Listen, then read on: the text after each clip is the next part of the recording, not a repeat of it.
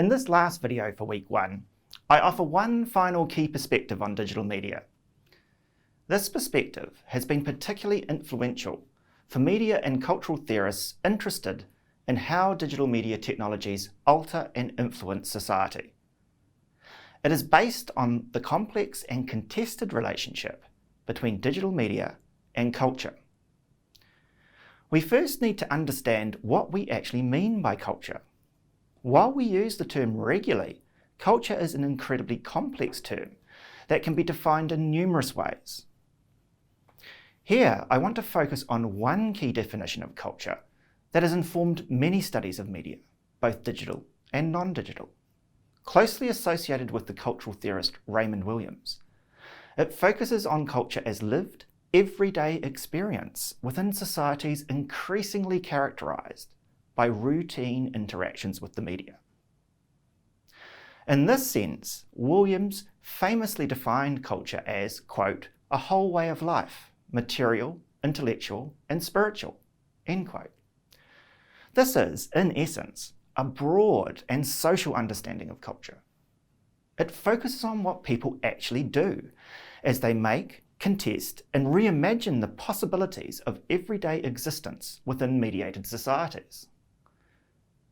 Theorists interested in examining relationships between media and culture as lived experience have focused on a range of issues. For example, they have examined how our identities are formed, challenged, and sustained. Research has also used an everyday definition of culture to explore relationships between media and sociality, working life, and leisure practices. These studies have emphasised that investigating relationships between media and culture as lived experience involves much more than studying our personal tastes and interests.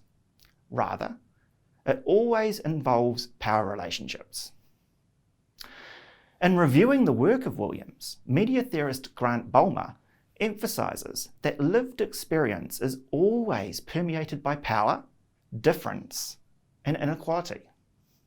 Indeed, he notes that culture perhaps matters most when it becomes a field of conflict, contestation, and control. A contemporary example, pertinent for us due to the movement's reliance on social media for visibility and activism, would be the Black Lives Matter campaign launched on platforms like Twitter in the United States after a series of high-profile police shootings. Another similar example would be the Me Too movement, focused on contesting sexual harassment in the workplace, which has also relied on social media. Both of these movements have involved cultural issues of power based on identity. More broadly, these examples point to why a politically informed understanding of culture as lived experience has been vital to studies of digital media.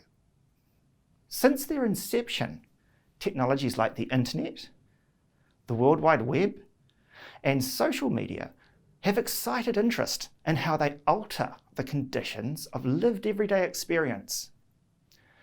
Issues of agency, contestation, and control are key here. For example, does social media offer us new ways to reimagine and rework our everyday experiences and lives in empowering ways? Do they instigate new means for limiting agency? Or do they do a bit of both? These sorts of critical questions will inform our study of digital media throughout this course, and they will become a specific focus of study in week 5. It is also here where our previous perspectives on digital media, outlined in your first 4 videos, really matter. A perspective on culture as lived experience leads to a focus on what people do with digital media, and it raises issues of agency and control. However, what people can achieve with digital media relates to the social imaginaries that inform our understandings of digital media.